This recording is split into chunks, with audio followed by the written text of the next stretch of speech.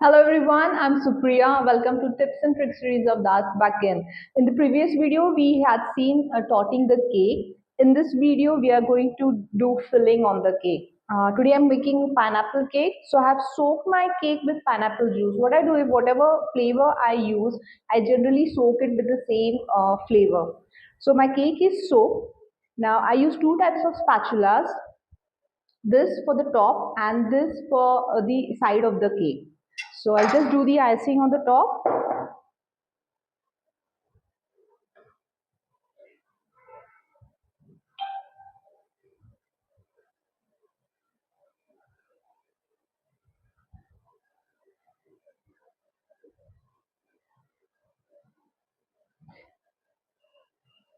Now, before putting pineapple slices or any filling on the cake, I always put a wall of cream on the edge of the cake. Why? Because your filling doesn't come out of the cake. So this is how I make a kind of well shape,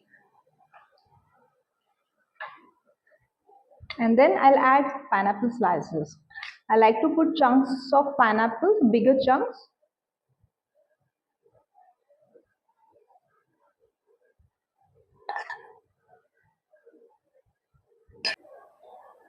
So I have done filling on the cake on both the layers. Now I'll be doing crumb coating.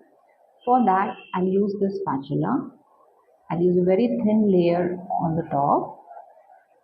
I'm just spreading it, the icing on the top. I'm not making sure that it is smooth or no.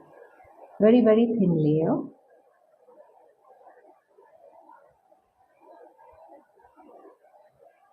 And then I'll use this spatula.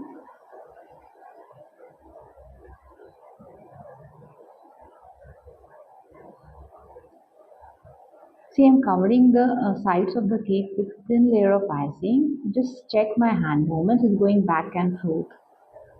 Make sure you cover your cake complete with icing. Otherwise, it will go dry.